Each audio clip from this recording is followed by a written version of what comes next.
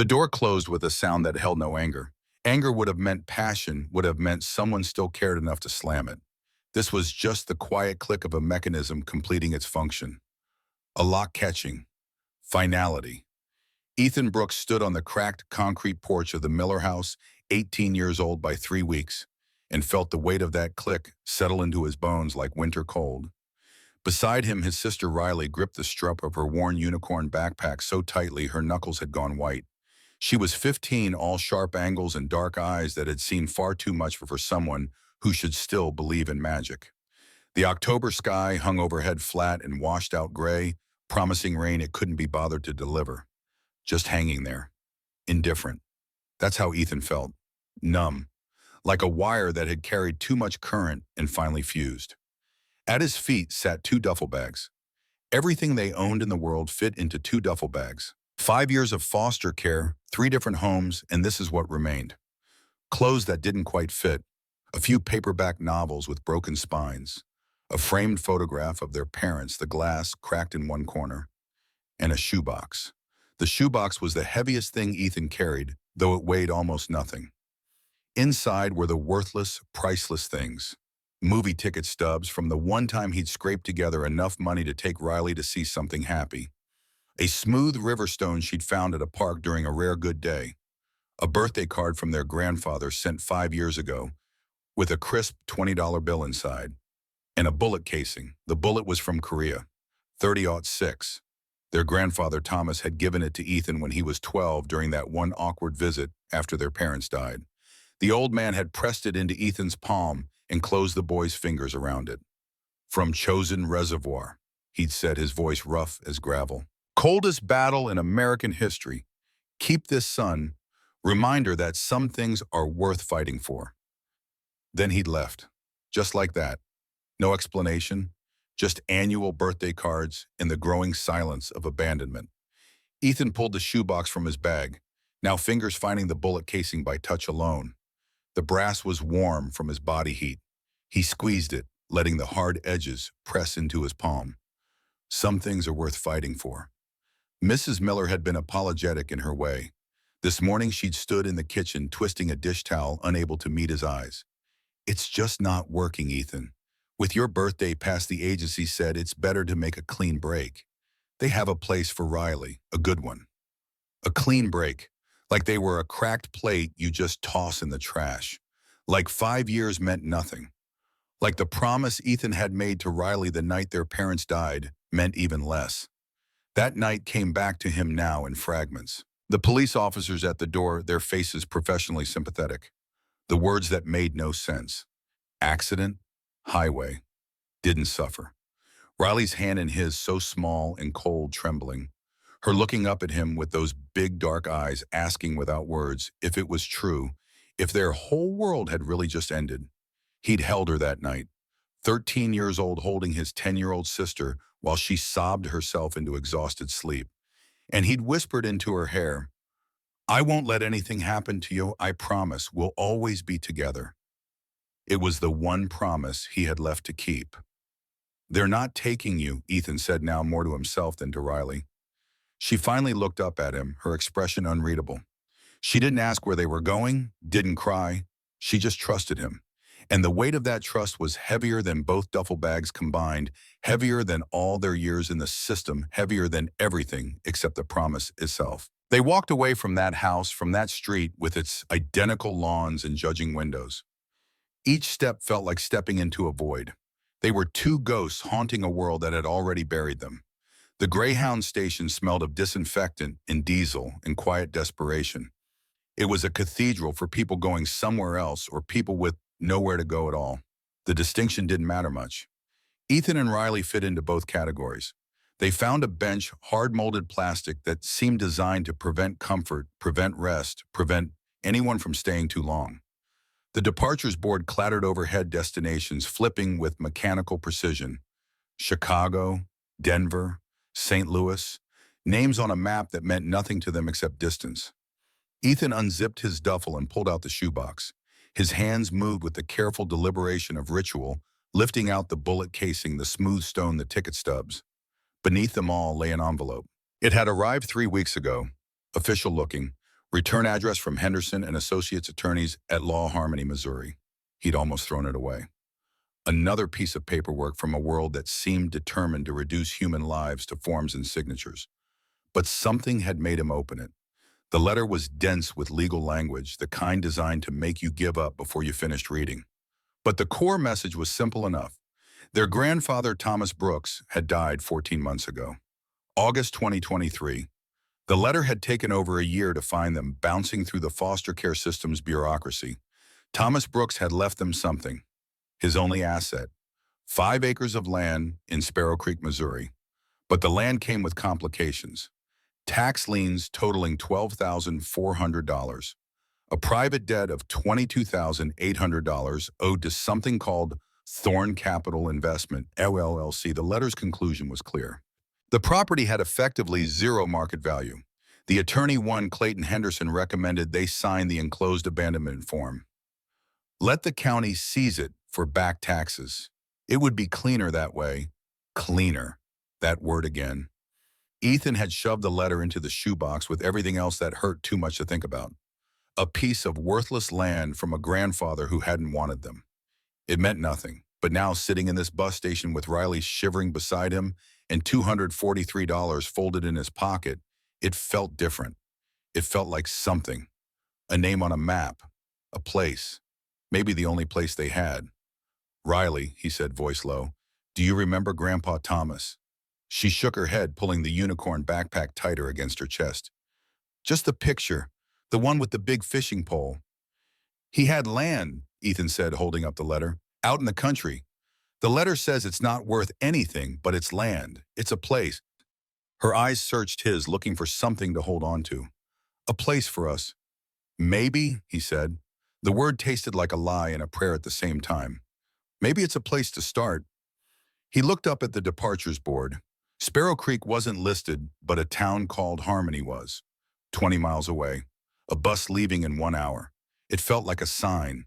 Stupid, desperate, probably imaginary, but it was the only sign they had. Ethan stood. "Stay here, don't talk to anyone." He walked to the ticket counter, the crumpled bills in his hand feeling thin and inadequate. The man behind the plexiglass looked bored in that particular way of people who've seen too much human misery to care anymore. "2 tickets to Harmony, Missouri," Ethan said. Keyboard clicks. "One way? That'll be 186. Ethan flinched. Almost everything they had. For a one-way ticket to a place they'd never been to find land that was worth nothing. It was the stupidest gamble of his life. But his grandfather's words echoed in his head. The ones from that day, 12 years ago, when the old man had given him the bullet. Not just about fighting, there'd been more. A man isn't measured by what he says, son. He's measured by what he builds with his own 2 hands. That's the only legacy that matters. Ethan pushed the money under the glass. Okay. The tickets printed.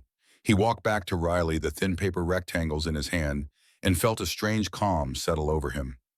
It was the calm that comes after you've made a decision so reckless, there's no point worrying anymore. You've already jumped off the cliff. All you can do is wait to see if you land or just keep falling. "Harmony," he said, handing her a ticket. "It's a start." She nodded, and for the first time since the door clicked shut, a small, tentative smile touched her lips. It was enough. It had to be. The bus groaned out of the station like a dying animal, finding one last burst of strength. They sat near the back, the blue-tinted window cool against Ethan's forehead. City lights smeared past, then thinned, then fell away, completely replaced by the endless dark ribbon of highway. Streetlights gave way to occasional porch lights, then just darkness punctuated by the rhythmic sweep of headlights. The world outside became abstract, unreal. They could have been traveling through space, through time, through nothing at all.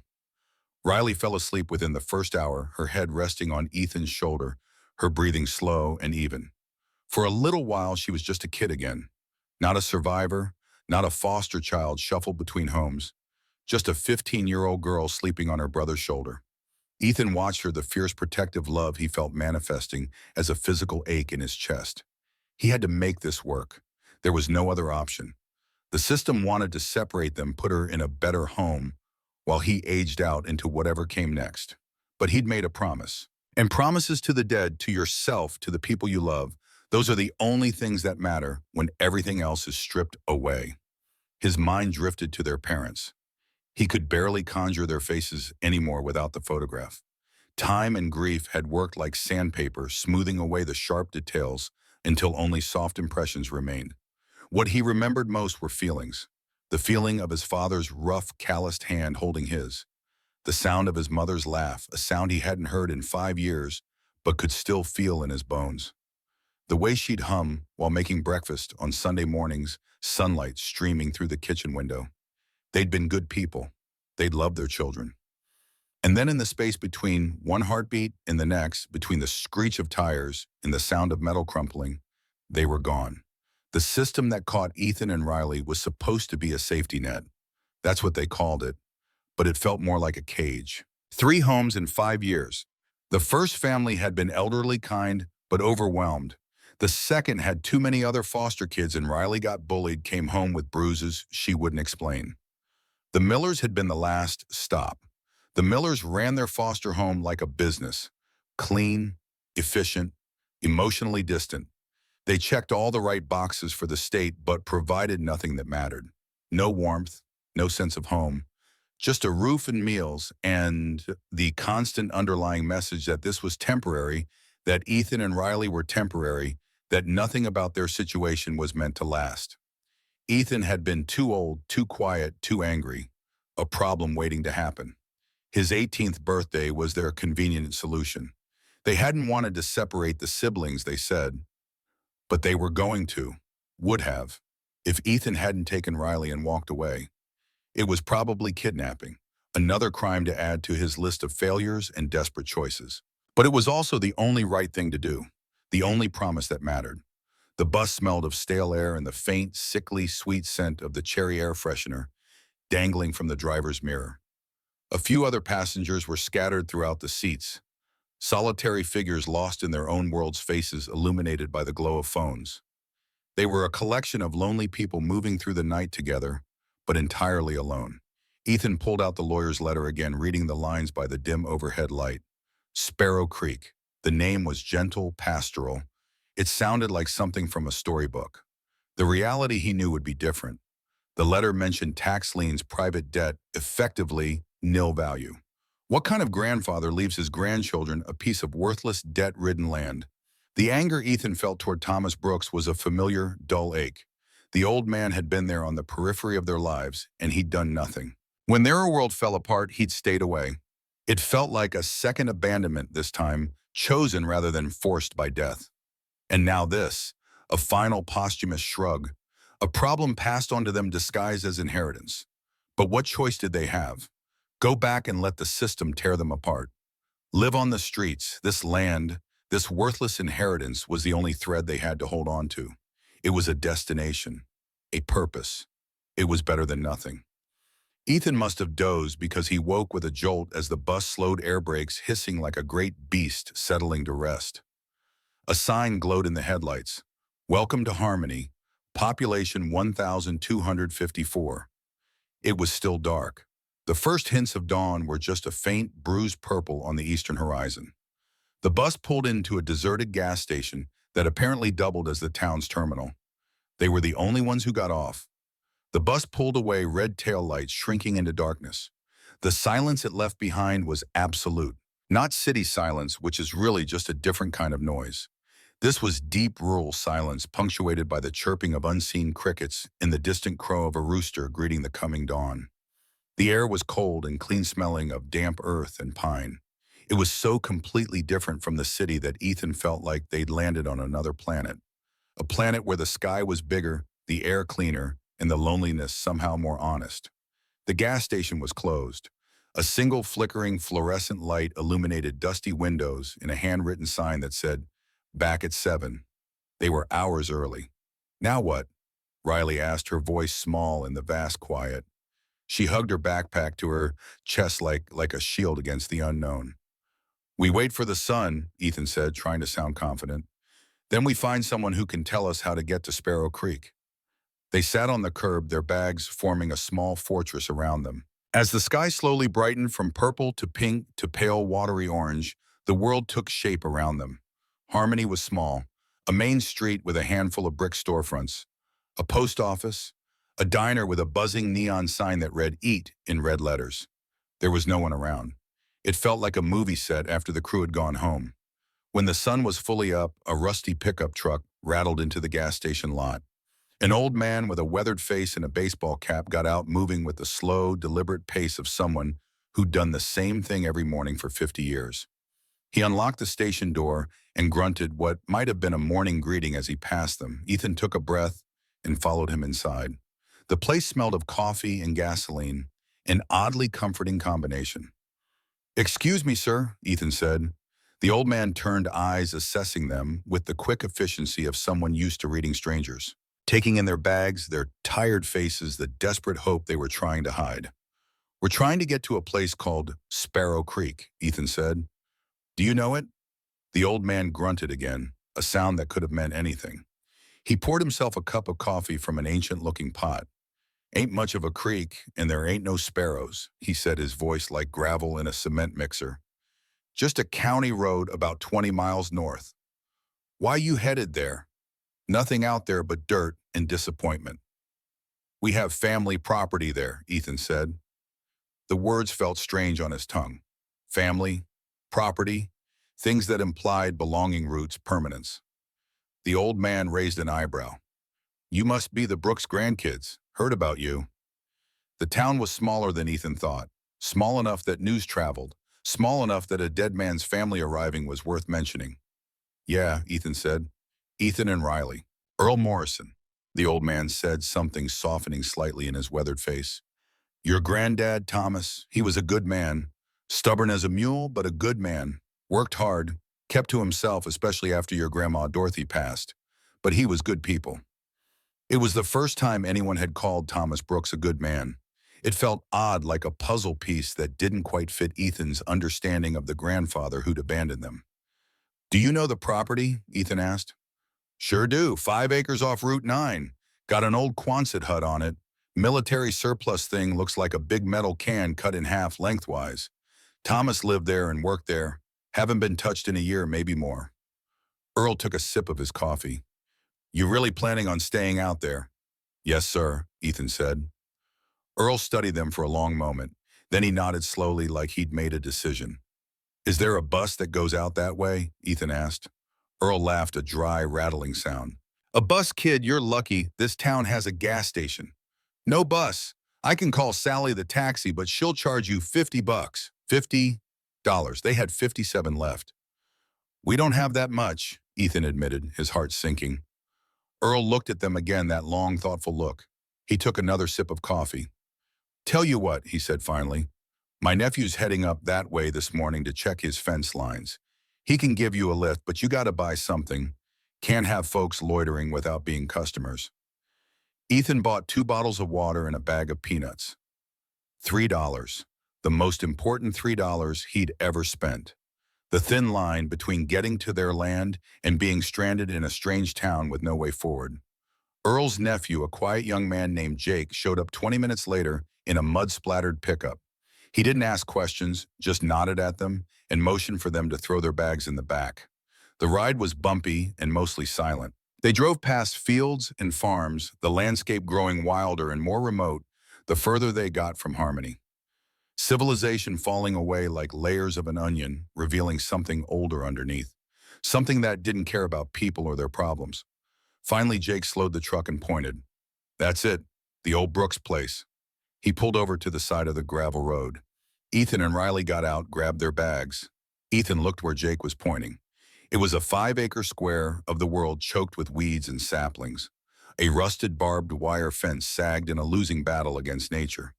And in the middle of it all, half hidden by overgrown trees, was the Quonset hut. It was bigger than Ethan had imagined. A long, arching silver-gray shell, like the back of a giant metal whale beached in a sea of weeds.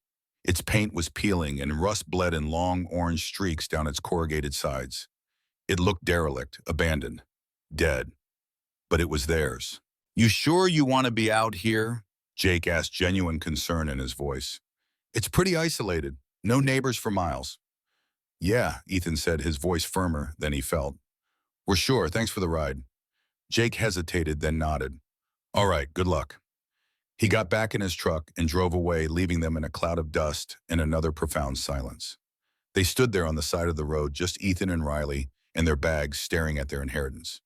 It's big, Riley said quietly. It's ours, Ethan replied. They pushed their way through the tall, wet grass, getting soaked to the knees. The air was thick with the smell of decay and damp earth. A faded hand-painted sign nailed to a post read, "Trespassers will be tolerated." A flash of their grandfather's humor, maybe. Or a message about the kind of man he'd been. The main door of the hut was a huge sliding panel secured with a heavy chain and a padlock crusted with rust. It was locked up tight. Of course it was. There was a smaller side door also locked. Now what? Riley asked.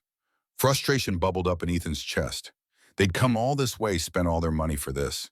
To be locked out of a rusty metal can in the middle of nowhere. He walked around the perimeter. The windows were high up and covered with grime. There was no way in. Near the back of the hut, he saw a pile of discarded junk. Old tires, broken pallets, and a long, heavy piece of rebar. An idea born of desperation formed in his mind. He picked up the rebar. It was heavy solid, a tool for braking. Stand back, he told Riley. He wedged the end of the rebar into the frame of the side door and leaned on it with all his weight. The wood groaned in protest. He pushed harder, muscles straining the metal cutting into his palms. There was a sharp crack as the wood around the lock splintered. He gave it one more heave, and the door burst inward with a bang, swinging into the darkness beyond. Ethan stood there, breathing heavily, the rebar clutched in his hand. They were in. He peered into the gloom. The air that wafted out was thick and musty, smelling of dust and oil and the faint, sharp scent of mice. It was the smell of a place that had been sealed up for a long time, a tomb waiting to be opened. "Hello," Ethan called, his voice echoing strangely in the cavernous space. Only silence answered. Taking a deep breath, he stepped across the threshold. Riley followed close behind. The inside of the Quonset hut was vast and shadowy. The only light came from the grimy upper windows and the open doorway, casting long, dusty beams through the gloom. The space was enormous, the curved metal ceiling soaring high above them like the inside of a cathedral built for work instead of worship. It was a workshop. A massive workbench ran along one wall covered in tools, jars of screws and nails, and the ghostly shapes of machines shrouded in dusty tarps. The concrete floor was stained with oil and littered with sawdust. It felt like the owner had just walked out one day and never come back. Time had stopped, but decay had continued. "Wow," Riley whispered, her voice full of awe. It was a mess, but it was an impressive mess. A space built for work, for making things, for the kind of labor that leaves marks on your hands and pride in your chest. In one corner, there was a small, partitioned area. They walked over to it. It was a makeshift living space. A cot with a thin, stained mattress. A small wood-burning stove. A hot plate. A single wooden chair next to a small, rickety table. A few canned goods lined up on a shelf, dusty and expired. "This is where he lived," Riley said softly. "Grandpa, not in a house, but in a corner of his workshop." The thought sent a strange pang through Ethan.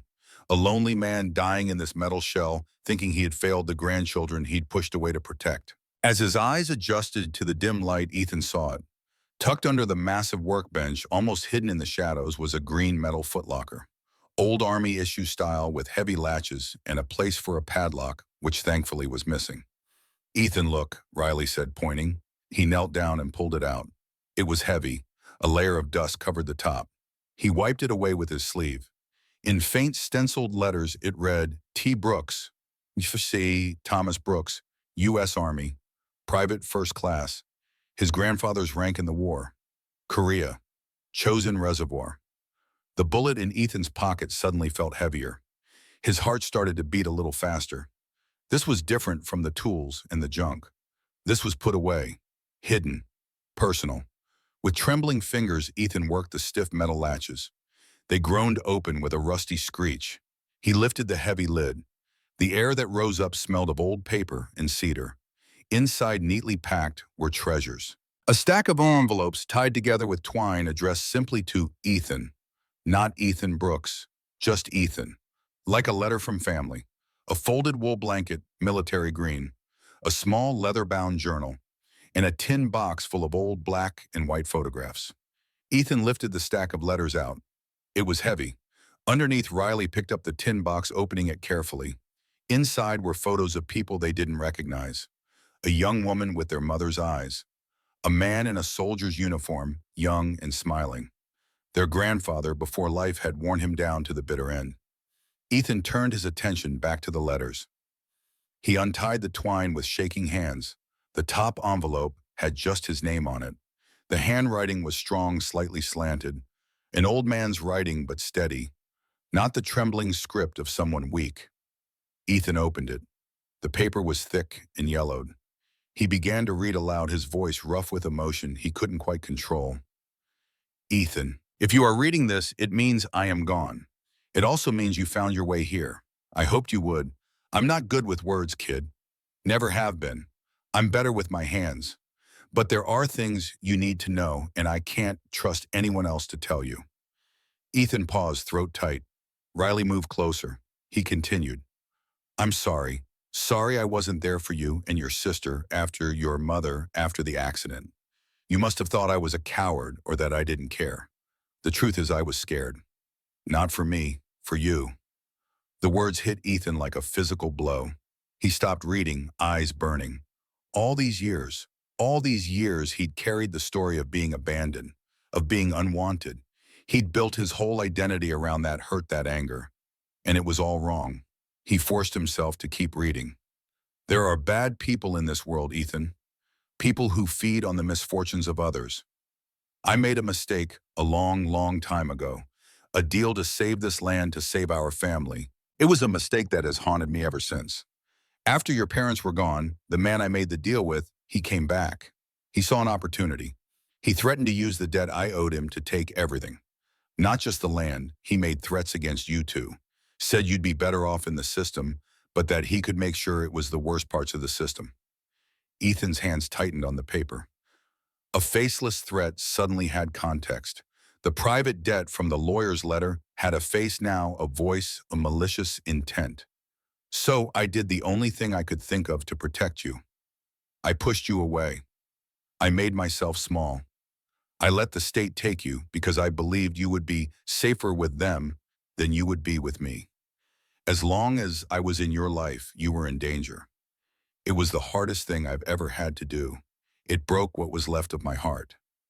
Ethan had to stop. His eyes were burning. He squeezed them shut, but couldn't stop the tears from leaking out. 5 years. 5 years of believing he'd been abandoned. 5 years of anger at a dead man who'd been trying to protect them. Ethan, what's wrong? Riley asked, her voice soft with concern. He couldn't speak. He just handed her the letter. She read it, her brow furrowed in concentration. When she finished, she looked up at him, her own eyes shining with tears. She didn't say anything. She just leaned against him. And they stood there in the dusty, silent workshop, mourning a man they'd never really known and a story they'd never understood. The grandfather Ethan had resented for years was replaced in his mind by a tragic, lonely figure. A man hiding in a metal hut, selling what he could, scraping by trying to shield his grandchildren from a danger he'd created through one desperate mistake decades ago. The anger dissolved, leaving only a hollow ache of grief in its place. Grief for him, grief for the years they'd lost, grief for the relationship that could have been. Ethan wiped his eyes and picked up the letter again. His voice was steadier now. I've been living out here selling off what I can, saving every penny, trying to find a way out. But my time is running out. This land is all I have left to give you. It's not much, I know. The county wants its taxes and he wants his pound of flesh. But this place, it's in our blood. Your great-grandfather built this workshop with his own hands. Don't let them take it. Ethan's breath caught. Don't let them take it. Not a request, a charge, a mission. There is a last resort, a way to fix this, but it's hidden. You'll have to be smart. You'll have to be brave. Look under the cold floor where the work gets done. That's all I can say. Be careful, Ethan. Trust no one but your sister. The choice will be yours. With love, Grandpa Thomas. There was a postscript at the bottom, the handwriting more cramped like it had been added later. P.S. Do you remember the bullet I gave you from Chosen? I kept it as a reminder that even when everything seems lost, if you keep fighting, you can survive. Sometimes survival is the victory. The letter fell from Ethan's fingers. He pulled the bullet casing from his pocket, stared at it in his palm. A piece of metal that had been fired in anger half a world away, kept by a soldier, given to a grandson, carried through foster homes and bus stations, and finally here, to this moment. Look under the cold floor where the work gets done. Ethan looked around the vast, cluttered workshop. The entire place was for work. The floor was all concrete, all cold. What did he mean? What does it mean? Riley asked, echoing his thoughts. I don't know, Ethan admitted, but we're going to find out. The sun was setting now, the temperature inside the hut dropping fast. They were cold, hungry, down to $54, in the middle of nowhere with a cryptic letter and a Quonset hut full of ghosts. But they had something else now, too. They had a story. They had a reason. They had a mission from a dead soldier who'd sacrificed everything trying to protect them. Ethan gathered scrap wood from a pile in the corner and loaded it into the small wood-burning stove. He found lighter fluid and matches on the workbench. The first few attempts failed, filling the small living area with acrid smoke. But finally a small flame caught, then another. Soon a cheerful crackling fire was blazing in the stove, pushing back the cold and the darkness. Its light danced on the metal walls, making shadows jump and play. It was a small victory, but it felt monumental. It was the first thing they'd built here, the first bit of warmth they'd created for themselves. They huddled around it, sharing the last of the peanuts and a bottle of water. The firelight flickered on Riley's face, her expression serious. What does it mean? She asked again. Under the cold floor where the work gets done. I don't know, Ethan said. He looked around the main workshop area, now barely visible in the gathering darkness. Where would he have done his most important work? But he was too tired to search now, too overwhelmed by everything that had happened. The door closing, the bus ride, finding this place. The letter that rewrote 5 years of anger and abandonment into something else entirely. They slept that night on the cot, huddled together under the military blanket from the footlocker, the fire slowly dying to embers. Outside, the Missouri night pressed against the metal walls. Inside, 2 orphans slept in their grandfather's workshop, dreaming of soldiers and secrets and second chances. Tomorrow they would search. Tomorrow they would solve the mystery. Tomorrow they would begin to understand what Thomas Brooks had left them. But tonight, for the first time in 5 years, they slept on their own land, in their own place. The beginning of something that might, if they were brave enough and strong enough, become home. Morning came cold and gray, seeping through the grimy windows like dirty water. Ethan woke to find the fire dead, just ash and a few stubborn embers that glowed faintly when he breathed on them. Riley was still asleep, curled tight under the blanket, her breath misting in the frigid air. He added wood carefully, coaxing the embers back to life. The wood was damp and reluctant, but eventually it caught. Flames rose, pushing back the cold inch by inch. Small victories. That's what survival was built on. They shared a can of beans for breakfast, eating it cold because heating it seemed like too much effort, too much precious fuel. The beans were thick and congealed, tasting of tin and desperation.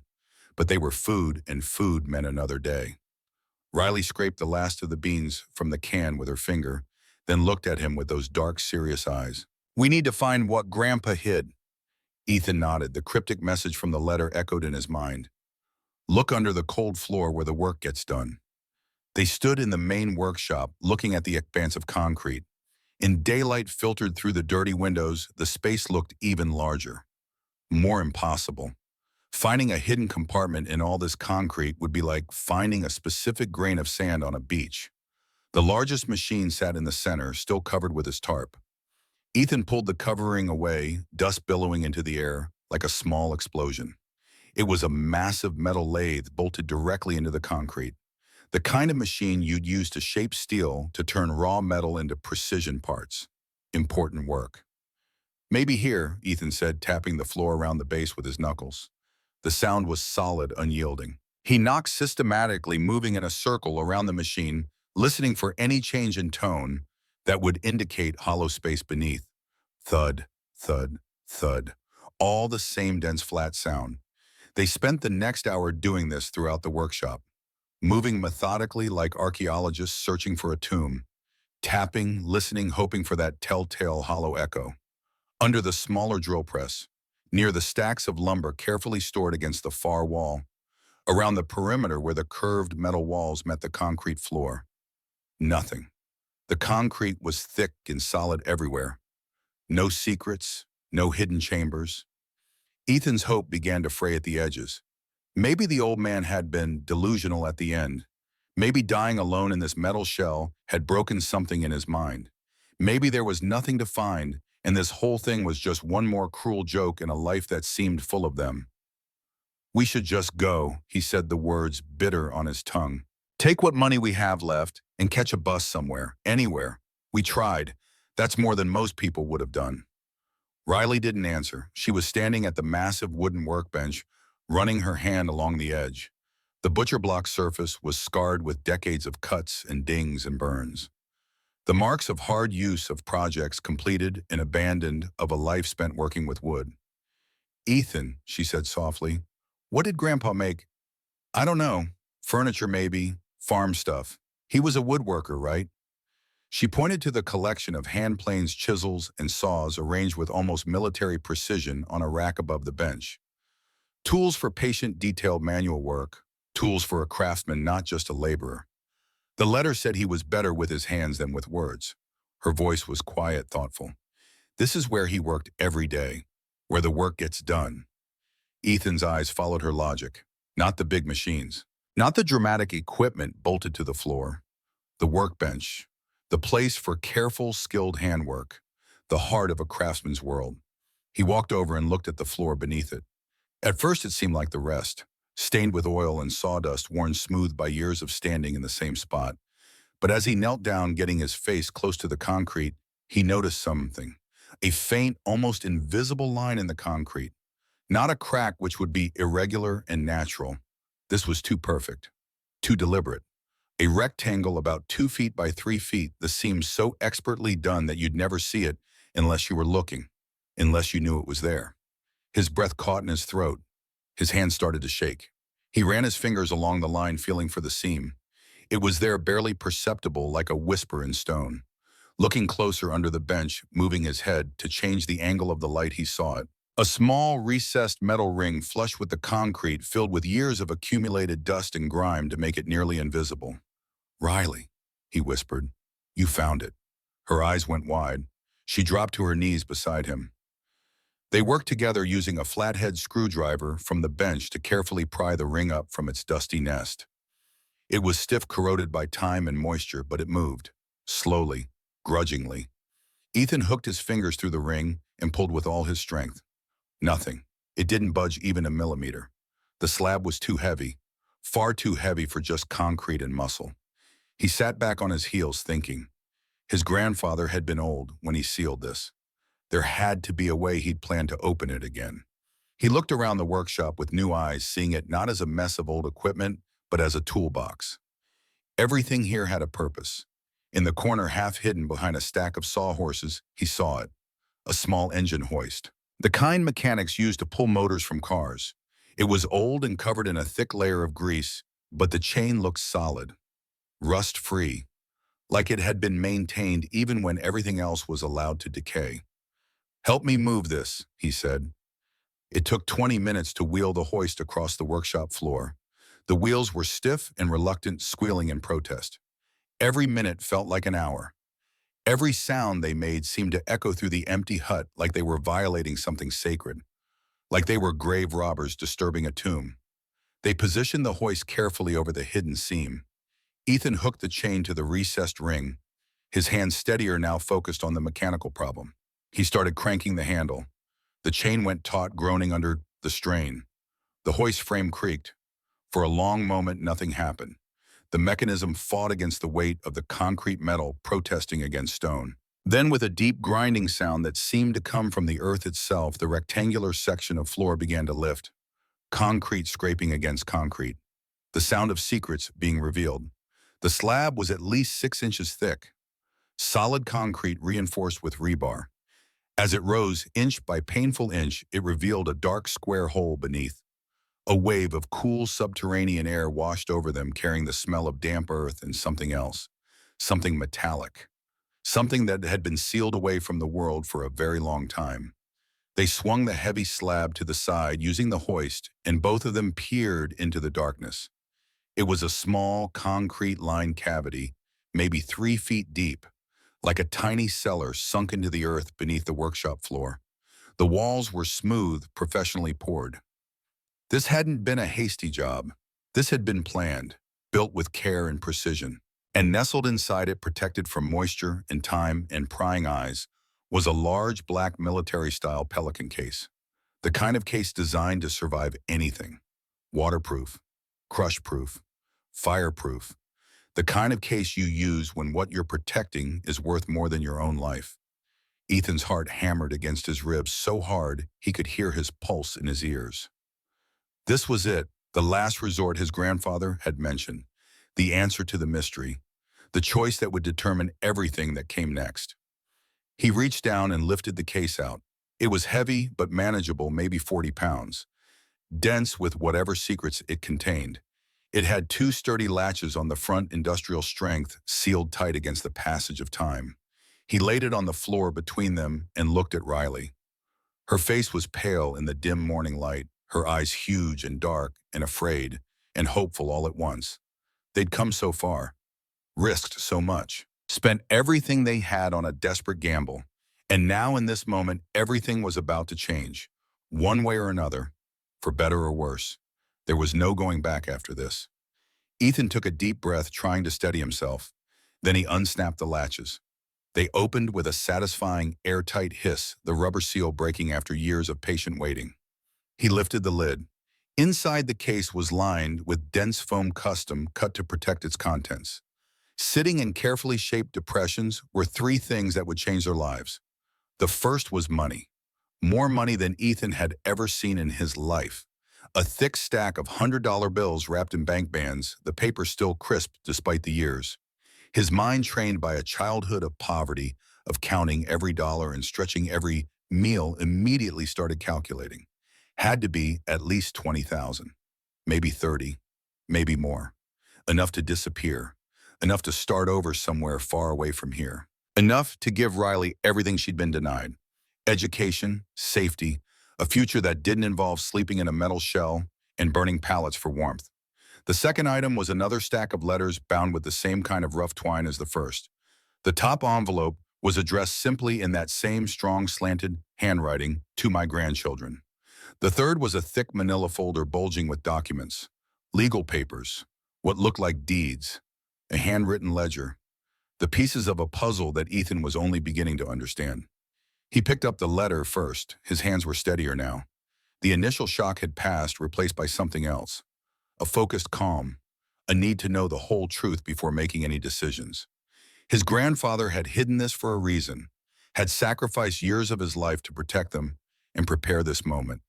The least Ethan could do was understand it completely. He sat on the cold concrete floor. Riley settled beside him, close enough that their shoulders touched. He could feel her trembling slightly, whether from cold or emotion he couldn't tell. Probably both. He began to read aloud, his voice rough with emotion he couldn't quite control.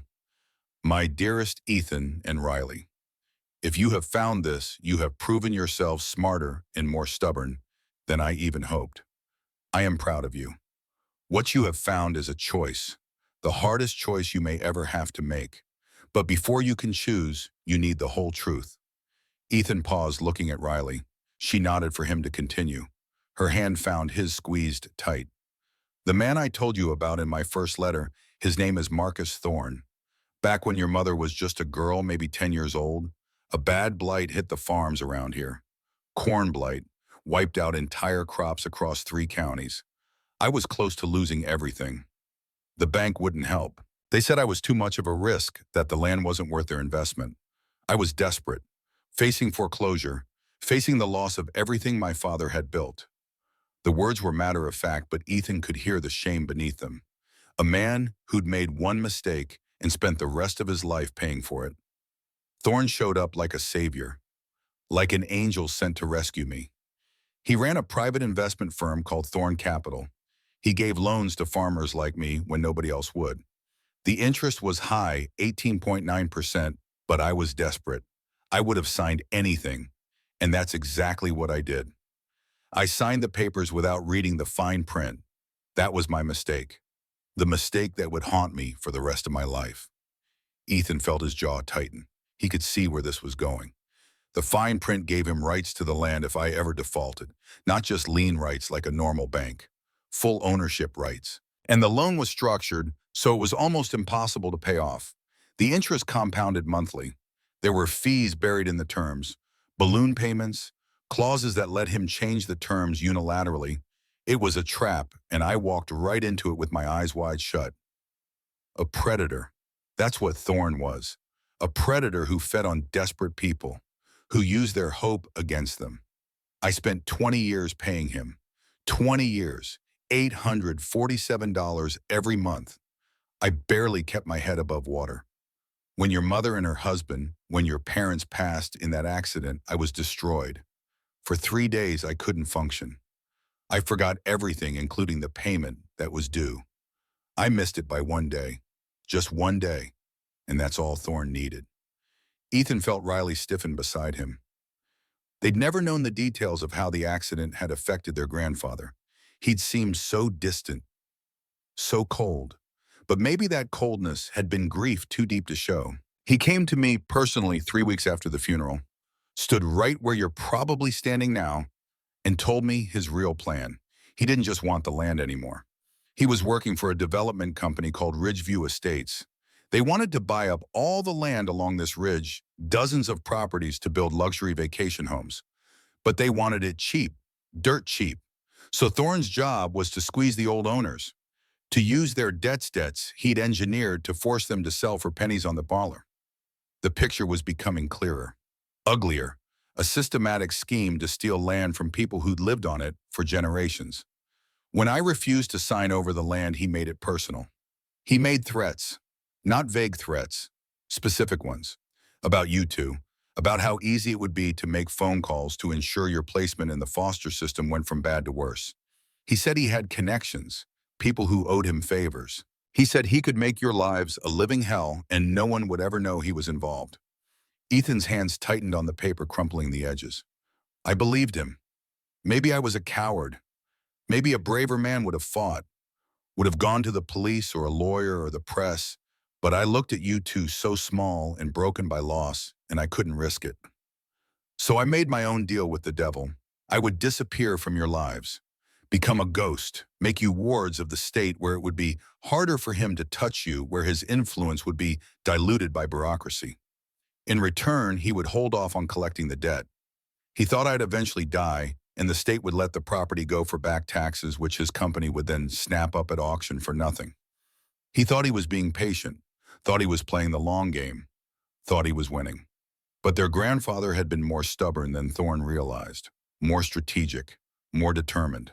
I spent the last 5 years of my life living like a hermit in this workshop, selling off everything I could, tools I'd collected over decades, equipment, my truck, Dorothy's jewelry. I ate from cans. I lived without heat half the time. I saved every single dollar. And I built a case. I documented everything. I talked to other farmers he'd destroyed. I gathered evidence. I spent 5 years preparing this moment. Ethan looked at the money again, seeing it differently now. Not just cash, blood, sacrifice. 5 years of a lonely man's life reduced to stacks of bills. The money in this case is exactly $35,000. It represents every cent I could save, every sacrifice I could make. It is enough for you to take your sister and go somewhere new, somewhere safe. Start a life away from all of this, away from Thorne and his schemes, away from this burden I'm placing on your shoulders. No one would blame you for choosing that. I wouldn't. It's what any rational person would do. Riley made a small sound beside him. Ethan kept reading, his voice getting stronger. Or you can use it for something else. According to my calculations, $35,000 is almost exactly the amount needed to pay off the remaining principal on Thorne's loan and the back taxes owed to the county. You could use the money to clear the title, to make this land free and clear, to make it yours truly and forever in a way it was never really mine. The choice laid out with brutal clarity. If you choose to pay the debt, it will mean you have nothing left. You will have to start from scratch in this old hut with nothing but your own two hands and whatever skills you can learn. It will be a hard life, the hardest life. Winters here are brutal. Money will be scarce. You'll work until your hands bleed and still struggle to make ends meet. I won't lie to you about that. Ethan could feel the weight of those words, the honesty, no false promises. But it will be your home. This land will be your anchor in the world. Your inheritance not in money, but in something that can't be taken away once you own it free and clear. Thorn will be gone because all he wants is the money. He doesn't care about the fight.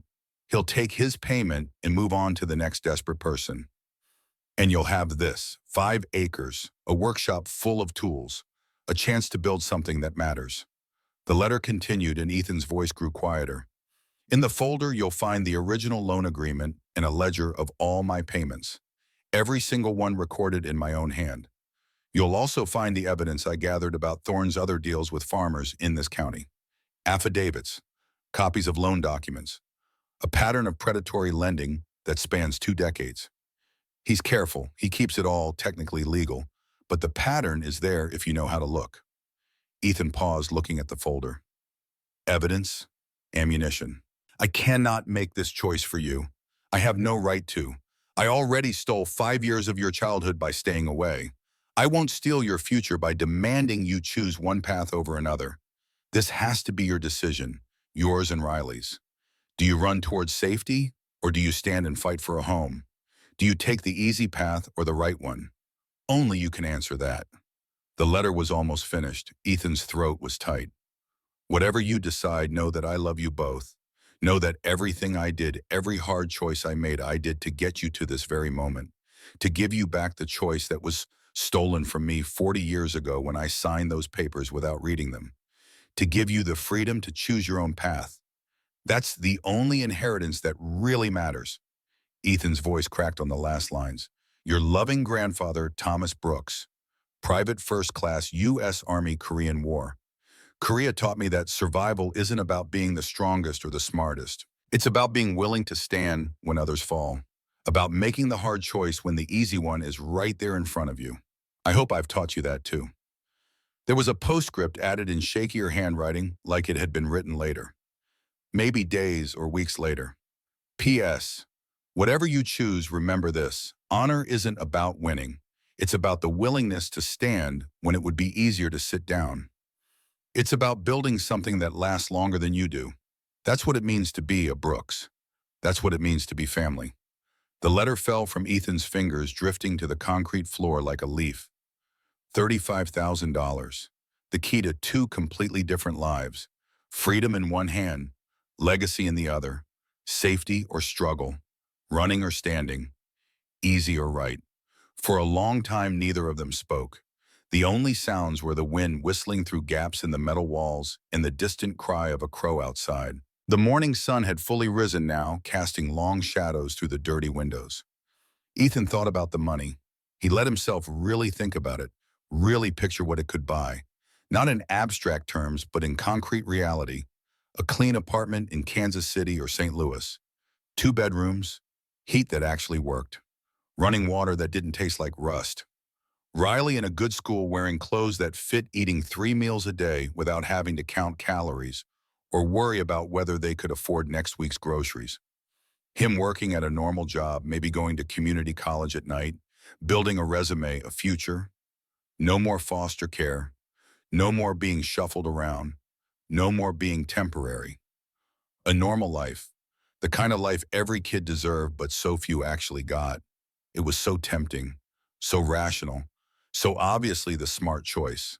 But then he looked around the Quonset hut, really looked at it, not seeing the rust and decay, but seeing the potential underneath. The massive workbench, scarred with decades of use. The tools on the walls, each one carefully maintained, waiting to build something new. The space itself huge and open, ready to be filled with creation instead of abandonment. He looked at the photographs Riley had spread out from the tin box. Their grandmother Dorothy standing in front of this very building when it was new, when the metal was still shiny and the future was still bright. She was laughing in the photo, her whole face lit up with joy. She looked like she belonged here. He thought about his great-grandfather, whom he'd never met, building this workshop with his own hands after coming home from some war Ethan didn't even know the name of, pouring the concrete floor, raising the metal walls, creating a place where he could work and build and make things that would last. He thought about Thomas Brooks, his grandfather, spending his last 5 years alone in this cold metal shell, eating coal beans, burning scraps for warmth, saving every penny, not for himself, for them, so they could have this choice, this one moment of freedom to decide their own fate.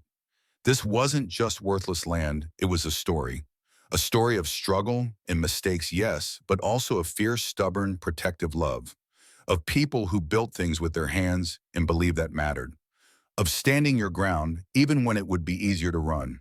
To take the money and leave would be to tear out the last page of that story and throw the book away, to say that none of it mattered, that their family's history was just a burden to escape from rather than a foundation to build on. But to stay, God to stay, felt insane. They had nothing. They knew nothing about living like this. They'd be starting with less than zero, just this land, this metal shell, and whatever they could teach themselves. It would be cold in the winter and hot in the summer. Money would always be tight. There would be no safety net, no backup plan. If they failed, they'd fail hard and publicly and completely. They might starve. They might freeze.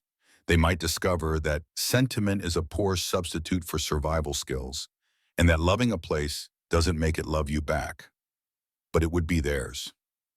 "What do you think?" Ethan finally asked Riley, his voice quiet. Not pushing, not leading, genuinely asking. She didn't answer right away. She picked up the tin box of photographs and pulled one out, the picture of their grandmother.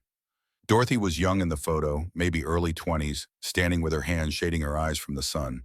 The Quonset hut behind her looked new, the metal gleaming a fresh beginning. Riley studied the photo for a long moment, her expression serious. "Is that Grandma?" she asked, though she must have known the answer.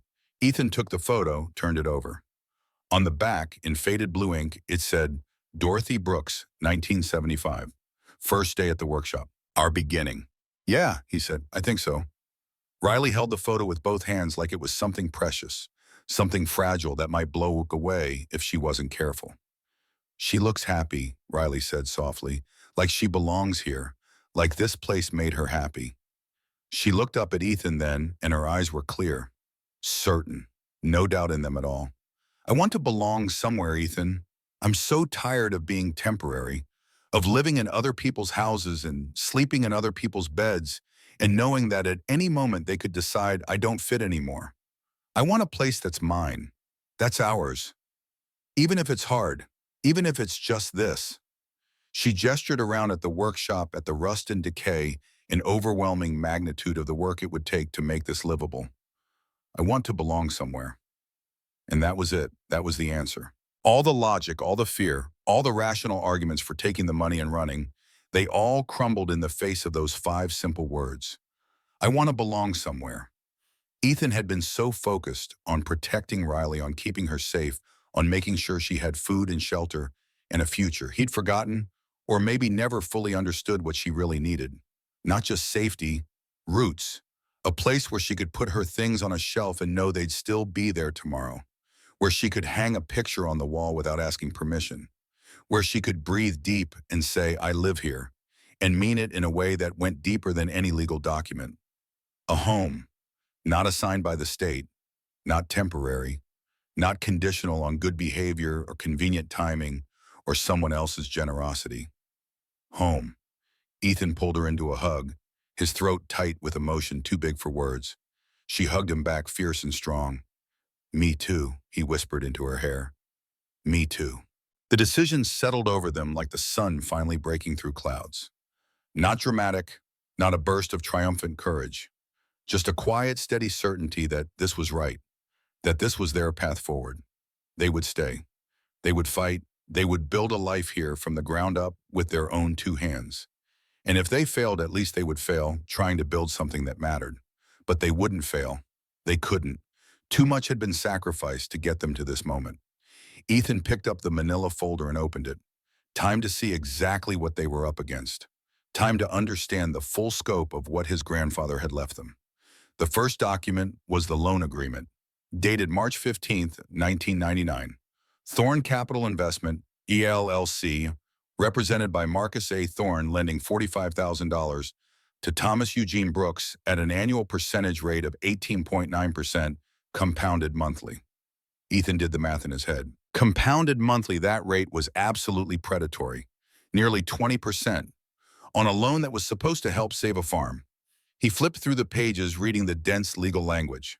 There it was buried on page 7 in 8-point font. In the event of default defined as failure to make payment within the specified grace period of 72 hours, lender retains the right to assume full title to the collateral property described herein. Not a lien, not foreclosure proceedings, full title, transfer of ownership. The land would just become Thorne's. In the grace period, 72 hours, 3 days, miss a payment by even half a week and everything was gone. It was evil. There was no other word for it. The next document was his grandfather's ledger. 20 years of payments recorded in careful, precise handwriting. The dates, the amounts, every single $847 payment documented. Ethan ran his finger down the columns, adding as he went. The total was staggering. Over $200,000 paid on a $45,000 loan. And according to the latest statement, which was dated August 2023, the month his grandfather had died, there was still $22,800 owed. The system was designed so you could never pay it off. The interest accumulated faster than you could pay it down. You were meant to drown, slowly struggling until the moment you missed a payment and lost everything. Beneath the ledger were the affidavits. 4 of them, each notarized, each telling essentially the same story. Walter Chen lost 80 acres in 2018 after a drought destroyed his wheat crop and he missed 2 payments. Sarah and David Martinez lost 120 acres in 2020 after medical bills from David's heart attack forced them to choose between paying Thorne or paying the hospital. Robert Morrison, Earl, he'd managed to keep his land but lost his house and nearly everything else in 2017. The affidavit detailed how Thorne had called him personally offering to help by restructuring the loan with even worse terms. James Sullivan lost his family's 200-acre farm in 2021, the land his great-great-grandfather had homesteaded in the 1870s. Gone to pay a debt that had originally been $12,000 but had ballooned to $90,000 over 15 years. Every single piece of land had been snapped up by Ridgeview Estates, LLC, a company whose registered agent was Marcus A. Thorne. It was a pattern, a system, a machine designed to extract wealth and land from desperate people. And his grandfather had documented it all, had collected the evidence, had built the case that could expose Thorne completely. But he'd also known that exposure might not be enough, that Thorne's lawyers were good and his operation was technically legal if morally bankrupt, that a court case could take years and cost money they didn't have. So instead, he'd saved the money, given them the choice, given them the power to end it on their own terms. Ethan looked at Riley. We need to call the lawyer, Henderson, from the letter. Now, as soon as we can get to a phone. But first they needed electricity. They needed to make the generator work. They needed light and power and the basic infrastructure of civilization. Ethan found his grandfather's old cell phone on a charging cradle near the cot. It was a simple flip phone from another era, the battery long dead. But the charger was there still plugged into the wall. If they could get power, they could charge it. The generator sat in the corner like a mechanical god waiting to be awakened. It was old, probably from the 1990s, covered in dust and grease. But as Ethan examined it, he realized it had been maintained. The air filter was relatively clean. The oil looked fresh. His grandfather had been keeping it ready just in case. Ethan had never worked on a generator before, but he'd watched YouTube videos back when they had internet access at the Miller house. He'd been curious about mechanical things, about how engines worked. Now that curiosity might save them. He found a manual tucked under the generator, protected in a plastic bag. Yellowed pages covered in diagrams and instructions. He read through it carefully, then got to work. Clean the carburetor, check the fuel line, verify the spark plug, prime the engine. It took 2 hours of patient, methodical work. His hands got black with grease and oil. He skinned his knuckles twice. But finally, with the manual spread out on the floor beside him And Riley, watching with hope in her eyes, he was ready. He pulled the starter cord. Nothing. Pulled again. A sputter. A cough. Third time. The generator roared to life with a sound like thunder, belching blue smoke and rattling like it might shake itself apart. But it ran. It ran. The sound was deafening in the metal confines of the workshop, but it was the most beautiful sound Ethan had ever heard. The sound of power, the sound of possibility, the sound of taking control. He plugged in the work lights. One by one they flickered to life, harsh fluorescent bulbs casting the workshop in brilliant white light for the first time in who knew how long. The space was bigger than he'd realized. 60 feet long at least, 30 feet wide. The curved ceiling rising 18 feet at the center. All that space had been Thomas Brooks's domain, his kingdom of wood and metal and creation. And now it was theirs. Riley walked slowly through the lit space, turning in circles, her face filled with wonder. "It's huge," she breathed. Ethan plugged in the phone charger. The little LED light came on. Green, charging. They had power. They had light. They had a phone that would soon work. They had a choice to make and the means to execute it. While the phone charged, Ethan went through the documents again, this time more carefully. Making notes. Understanding the full scope of what they were dealing with. The numbers were clear. Back taxes, $12,412. Remaining loan principal, $22,800. Total, $35,212. They had exactly $35,000 in the case. His grandfather had calculated it precisely. It would take every penny, leaving them with nothing. But it would clear the title. It would end Thorne's claim forever. After an hour, the phone had enough charge. Ethan powered it on. The screen lit up with a soft blue glow. The contact list was short. Hardware store, Doc, Jake, and Henderson. Ethan took the phone and walked outside. The morning air was cold and clean, carrying the scent of pine and earth. The sky was clearing, patches of blue showing through the gray clouds. He stood there for a moment, looking at their 5 acres. At the Quonset hut that was now their responsibility. At the future spreading out before them like an unmapped territory. Then he dialed Henderson's number. It rang 3 times. Then a calm, professional voice answered. "Henderson and Associates." "My name is Ethan Brooks," he said. His voice was steady, strong. "I'm Thomas Brooks's grandson. You sent me a letter about his property." There was a pause, the sound of papers being shuffled. "Mr. Brooks, yes, I was wondering if I would hear from you." Henderson's voice was careful, neutral. "I assume you've received the notice and are prepared to sign the abandonment paperwork. It really is the most sensible course of action given the circumstances." "No, sir," Ethan said. "We're not abandoning it. We're at the property now, my sister and I, and we're keeping it." The pause was longer this time. When Henderson spoke again, his tone had shifted. Professional to something more personal. Almost concerned. "Son, I'm not sure you understand the full situation. The liens against that property are substantial. There's over $12,000 in back taxes that have been accumulating for 3 years. And there's a private debt of $22,800 to Thorne Capital. The property has no equity, no value. You'd be taking on massive debt for a piece of land you can't possibly afford to keep." "We have the money," Ethan interrupted. "We want to pay off both debts, clear the title completely." The silence on the other end was profound, total. Like Henderson couldn't quite process what he'd just heard. "You have the money," he finally said. $35,000. "Yes, sir. Our grandfather left it for us, along with a choice, and we're choosing to stay." Ethan could hear Henderson taking a deep breath, reassessing. "He left you the money. Thomas left you enough to pay off the debts." "Yes, sir. He also left us other things. Documents about Marcus Thorne, about his lending practices, affidavits from other farmers, a ledger showing 20 years of payments, evidence." Another pause. This one charged with something different. Not confusion, understanding, maybe even satisfaction. "I see," Henderson said slowly. "Thomas always was a thorough man and stubborn. God, was he stubborn. Mr. Brooks, let me be frank with you. I've known about Thorne's operation for years. I've represented 3 of the people in those affidavits. I lost every case. Thorne's lawyers are good, and he's careful to stay just barely on the right side of legal. Taking him to court would be expensive and time-consuming, and you'd probably lose. We don't want to take him to court, Ethan said. We just want to pay what's legally owed and end his claim on our property. Smart, Henderson said. Very smart. All Thorne cares about is money. If you pay him off, he'll move on to the next target. No drama. No fight. There was a pause. Can you stay on the property for a few days? While I make some calls, I need to contact Thorne's lawyers. The county tax office arranged for the payments to be processed properly.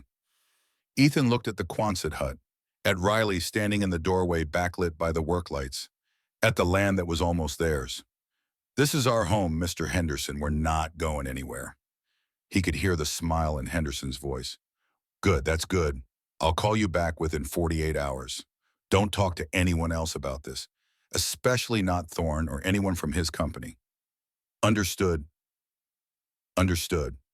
And Mr. Brooks, your grandfather would be proud of you. The line went dead. Ethan stood there, phone in hand, feeling the weight of what they just set in motion. There was no turning back now. They declared their intention. Put down their marker, said to the world, we're standing our ground. He walked back to the hut. Riley was waiting. What did he say? He said he'll handle it, make the payments, get us clear title. Ethan managed a smile. He said Grandpa would be proud. Riley threw her arms around him. They stood like that for a long time, two orphans in the doorway of a rusty metal building, holding on to each other and the future they'd chosen. The next 2 days were the longest of Ethan's life. Every hour felt like a week. They couldn't do much except wait. And waiting with nothing to distract yourself is its own special kind of torture. They ate their remaining canned food. They explored the property, walking the perimeter of their 5 acres. They counted the tools in the workshop, taking inventory of what they had to work with.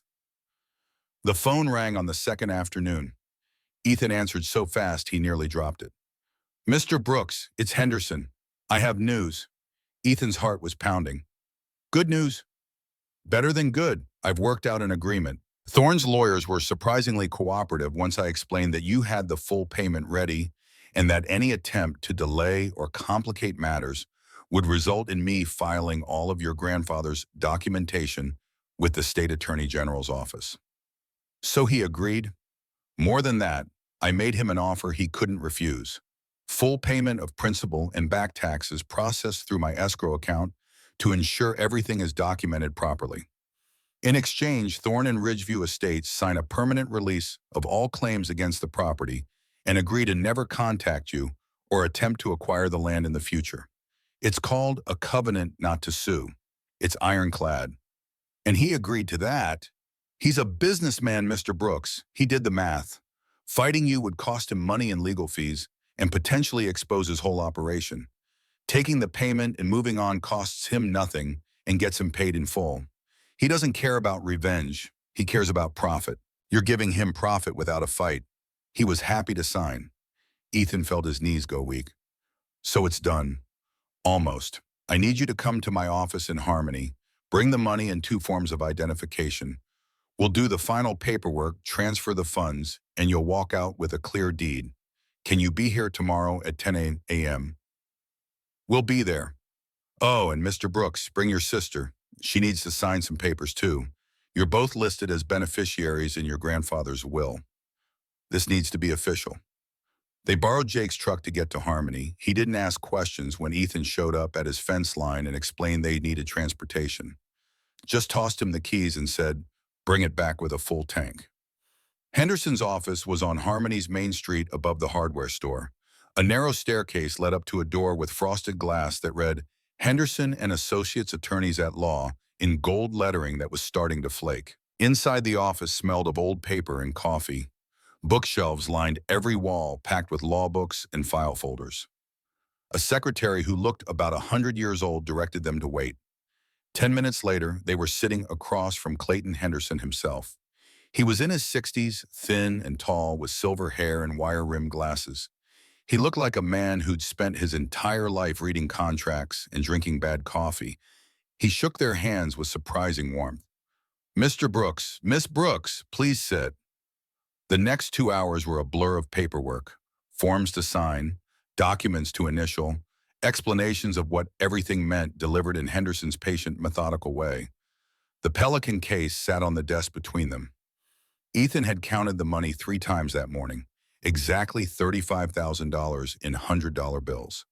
Henderson counted it again methodically using a bill counter that whirred and clicked. When he was done, he wrote out 2 cashier's checks, one to Howell County tax collector for $12,412, one to Thorn Capital Investment, LLC, for $22,800. Total payment, $35,212, Henderson said, which leaves you with. He looked at Ethan expectantly. Ethan did the math. Negative $212. Henderson smiled slightly. Your grandfather's calculations were off by a bit. Interest accumulated a bit more than he expected in his final months. He pulled out his wallet and counted out $212 in cash. Consider this a gift. From me. Your grandfather and I served in Korea together. Different units, but we crossed paths. He saved my life once. I never got to pay him back. Consider this a down payment on that debt. He pushed the money across the desk. Ethan stared at it. I can't accept this. You can and you will. It's $200, Mr. Brooks, not charity. Payment of a debt between soldiers. Your grandfather would understand. Ethan took the money with shaking hands. Thank you. Henderson executed the payments that afternoon. Wire transfers to the county and to Thorne's escrow account. Everything documented, everything official. Then he pulled out a single piece of paper and slid it across the desk. This is what you came for. It was a property deed. County of Howell, State of Missouri. Property ID number 1522-180003. 5 acres on Route 9, Sparrow Creek Township. Owners Ethan Marcus Brooks and Riley Ann Brooks. Clear title. No liens, no encumbrances, no claims, free and clear. Ethan stared at it, unable to quite believe it was real. Their names, in ink, on an official document that said they owned something. That said they belonged somewhere. Riley reached out and touched the paper like it might disappear. Congratulations, Henderson said quietly.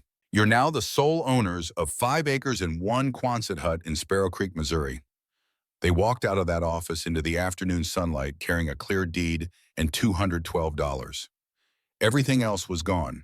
They were landowners and they were broke, but they were free. Riley held the deed in both hands as they walked down Harmony's main street. She kept looking at it, reading their names over and over. We really did it, she said. Ethan looked back toward the north, toward where their land lay 20 miles away, toward the work that waited for them, the winter that was coming, the challenges they couldn't even imagine yet. No, he said, we're just starting. The first day back on their land as actual owners felt different somehow. The same rust-streaked metal walls, the same concrete floor stained with decades of oil and work, the same musty smell of a place that had been sealed too long. But now it was theirs, legally, irrevocably theirs. The temperature had dropped overnight, 28 degrees according to the old thermometer hanging on a nail outside the small living area. November in Missouri. Winter was coming and they had $212 of metal shell with gaps in the walls and absolutely no idea what they were doing. Ethan took inventory with the cold practicality of someone who couldn't afford sentiment. The Quonset hut had no insulation to speak of. The wood stove worked but ate through firewood at an alarming rate. They had 6 cans of beans left, 2 cans of corn, and a box of stale crackers that had probably been there since before their grandfather died. The well pump worked, which was a miracle, but the water came up ice cold. The generator had maybe a quarter tank of gas remaining. Riley stood in the middle of the workshop space, slowly taking it all in with new eyes. The eyes of an owner rather than a visitor. It's really ours, she asked, though she'd asked the same question yesterday. And the day before. Every rusted inch of it, Ethan confirmed. She smiled then, a real smile. The first truly unguarded smile he'd seen from her in 5 years. Maybe longer. They started with cleaning. It seemed like the only logical place to begin when you inherited a lifetime of accumulated mess. You can't build on top of decay. You have to clear it away first down to the foundation and start from there. The first 3 days were spent hauling junk out of the workshop. Broken farm equipment that had rusted into abstract sculptures of its former function. Old tires that had gone hard and cracked with age. rotted tarps that fell apart in their hands like tissue paper, mountains of stuff that Thomas Brooks had kept for reasons now lost to time and death. But buried in the junk hidden like treasure in a dragon's hoard were valuable things. Vintage hand tools that just needed oil, and a wire brush to restore them to working condition. Scraps of beautiful hardwood carefully stored in wrapped oak and walnut and cherry, the good stuff that cost a fortune at any lumberyard. Boxes of brass hinges and drawer pulls, old glass doorknobs, the kind of hardware you couldn't find anymore. A man's lifetime of accumulated materials, waiting for projects that would never be finished by him, but might be completed by someone else. They loaded the real junk into Jake's truck when he came by unasked on day 3. He'd apparently heard through the small town grapevine that the Brooks kids were trying to make a go of it. Said he was heading to the salvage yard anyway, might as well take their stuff. The salvage yard operator was a gruff man named Dutch who looked at their pile of scrap metal and old equipment with the practiced eye of someone who could see value where others saw trash. $340, he said, counting out bills from a roll he kept in his front pocket. It felt like winning the lottery, like found money from heaven. With that windfall, small as it was, they could think about winter without immediate panic, could buy real food instead of eating expired cans, could start to think about improvements instead of just survival. The next 4 days they spent cleaning the concrete floor. Hands and knees work, steel brushes and buckets of water heated laboriously on the wood stove because the well water was too cold to touch for more than a few seconds. Riley's hands blistered within the first hour. Ethan's back seized up into knots of pain by the end of day 1. But they kept at it. Slow, painful, methodical progress. The floor transformed from black oil-stained concrete to something closer to its original pale gray. You could see the aggregate in the concrete now, the small stones mixed into the cement. You could see the careful way it had been poured and finished probably by Ethan's great-grandfather 70 years ago. On day 7, they tackled the windows. High up on the curved walls, almost impossible to reach without a ladder they didn't have. Ethan rigged something from scrap lumber, leaning it against the wall at a precarious angle that made Riley gasp every time he climbed it. He went up with a bucket of water and rags and scrubbed decades of grime away. Dust and dead insects and bird droppings in the accumulated filth of time. When he climbed down sweating despite the cold, the difference was miraculous. Sunlight flooded the entire space for the first time in years, maybe decades. Dust particles danced in the beams of light like snow in a shaken globe. The whole workshop seemed to exhale, to wake up, to remember what it had been built for. Riley stood in the center of the space, spinning slowly with her arms out, light washing over her face. She looked up at the curved metal ceiling high above, at the way the light played off the corrugated surface. "It's beautiful," she whispered. And it was. Not clean yet, not finished, not warm or comfortable, but beautiful in the way that potential is beautiful, in the way that a blank canvas is beautiful to a painter who knows what it could become. The electrician came on day 8. Earl had recommended him, said his name was Frank, and he was honest and wouldn't overcharge. Frank was in his 60s, moved slow, but with the economy of motion that comes from doing the same skilled work for 40 years. He spent 2 hours checking the wiring their grandfather had installed, grunting, occasionally making notes on a pad he kept in his shirt pocket. Ethan watched him work, trying to learn, trying to understand what the man was looking for. "It's old," Frank said, finally standing with one hand on his lower back. "But it's good work, real good work. Your grandfather knew what he was doing. Military training, I'd guess. They taught wiring in the service back then." He consulted his notes. "I'll need to replace the main breaker and add a few circuits to bring it up to code. But the bones are solid. $200 for parts and labor if you help me with the heavy lifting." They paid him with money from the salvage yard. When he flipped the main breaker late that afternoon and the overhead lights flickered on with the electric hum that sounded like civilization itself, Ethan and Riley just stood there grinning at each other like idiots. Electricity, the most basic thing in the modern world, something every house in America had. But to them in that moment, standing in their workshop with lights blazing for the first time, it felt like magic, like they'd conjured fire from stone. With the lights and the clean space, they could finally see the full scope of what they were working with. The workshop was massive. 60 feet long, Ethan measured by walking heel to toe, 30 feet wide. The curved ceiling rose to 18 feet at the center peak, probably 1,800 square feet of open space. All of it had been Thomas Brooks's domain, his kingdom of wood and metal and creation. And now it was theirs, all of it. But they needed to make part of it livable before winter truly set in. Ethan found his grandfather's woodworking books on a shelf in the living area, dusty and water-stained but readable. He spent the evenings reading by the light of a work lamp. How to measure, how to cut, how to join boards so they'd stay true and strong. The language of carpentry written in careful diagrams and terse practical instructions. His first attempts were humbling.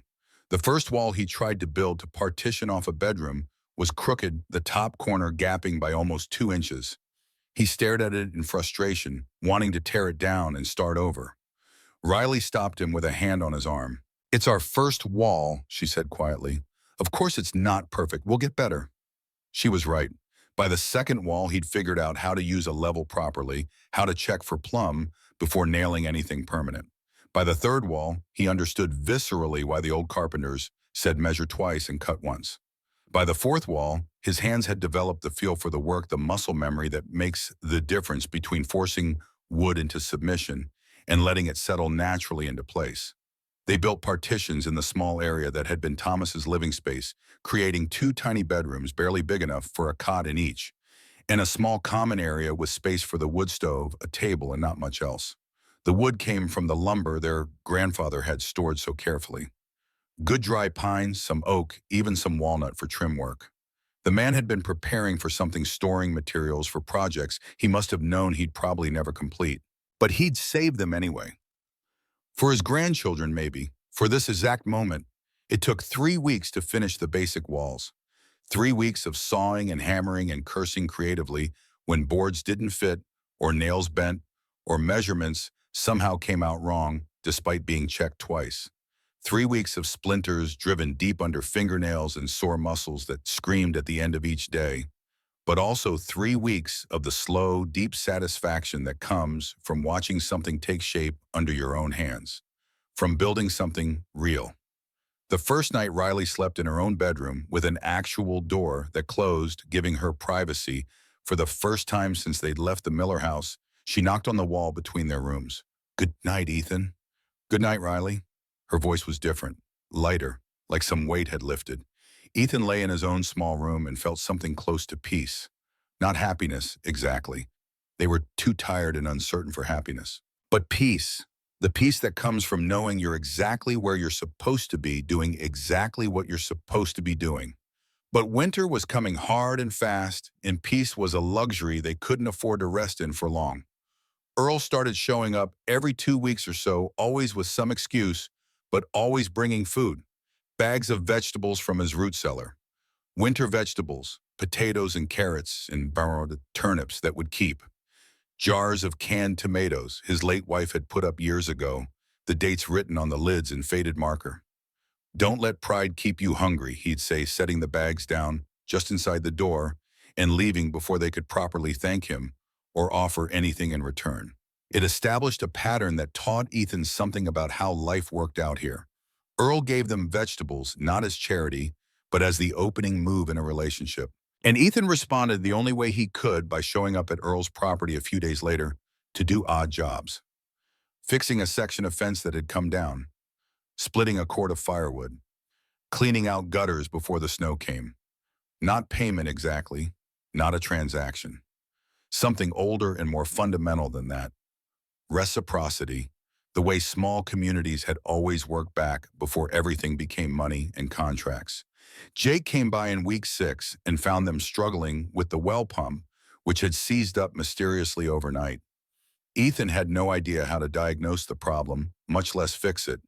He'd been staring at it for an hour, turning wrenches at random, hoping for divine intervention. Jake spent 3 hours patiently showing him how to troubleshoot it, how to identify a sediment blockage versus a mechanical failure, how to replace a worn seal without damaging the threads, how to prime the pump properly so it would pull water up from the aquifer 60 feet below.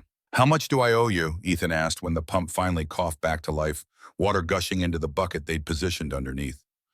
"Nothing. Your grandpa helped my uncle fix his tractor once, probably 10 years ago. Didn't charge him a dime. That's just how things work out here." Jake wiped his hands on a rag and climbed into his truck. Then he paused, looking back.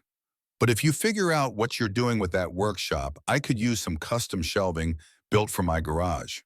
Got too many tools, nowhere to put them. I'd pay for that. It was the first hint of how they might actually make this work long term, how they might earn money doing something other than minimum wage labor in town. The workshop was full of tools and equipment for building things.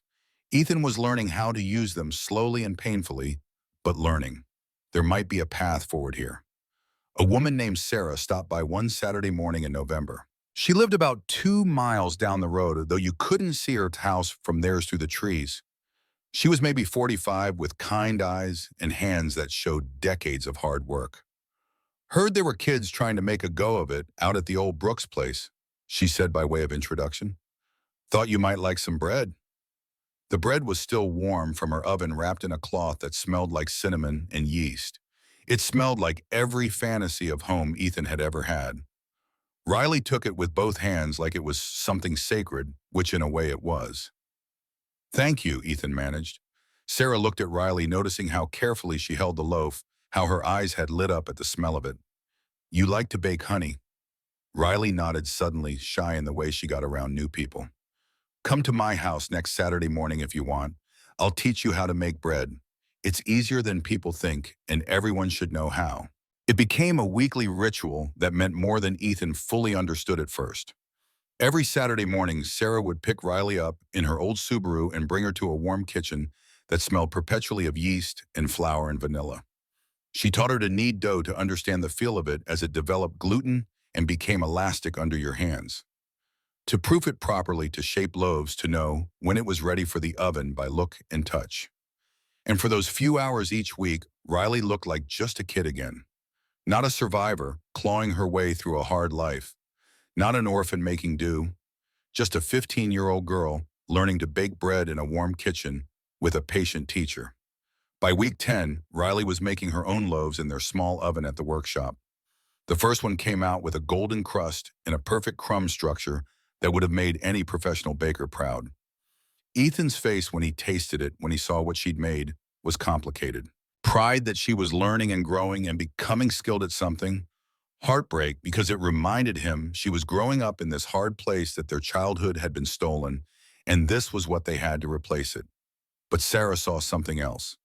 You're really good at this, Riley. Natural talent. You should sell these at the farmer's market come spring.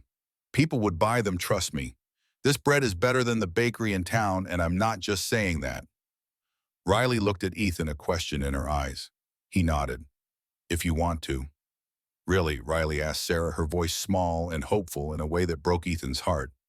Honey, if you don't sell this bread, I'll sell it myself and give you the money. That's how good it is. Winter hit hard in December. The temperatures dropped into the single digits and sometimes below zero.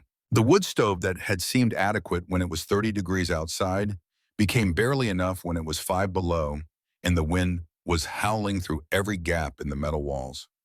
Ethan woke at 5:30 every morning so early it was still full dark outside to find the stove nearly dead.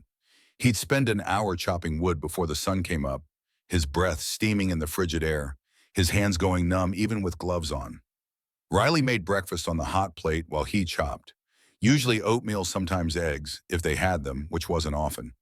They walked 2 miles through snow and ice to catch the school bus at the closest stop. After school, more chores, more wood to chop. Ethan went to his part-time job at the hardware store in Harmony 4 days a week. Home by dark, which came terrifyingly early in December. More wood, dinner, homework by lamplight. Collapse into bed and start again the next day. The routine was punishing, relentless.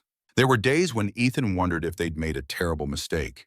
If safety and comfort in a Kansas City apartment would have been worth giving up this ancestral land that seemed determined to kill them with work and cold. But they'd made their choice. And Brooks's, as their grandfather, had written stand when it would be easier to sit down. The blizzard came in mid-January.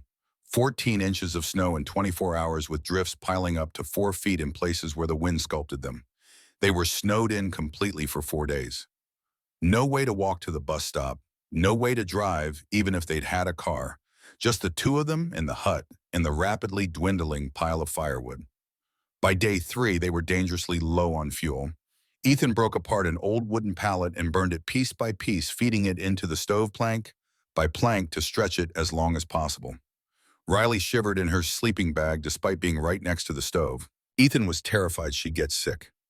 Out here, miles from town, snowed and completely getting seriously sick could be deadly. There was no calling for help.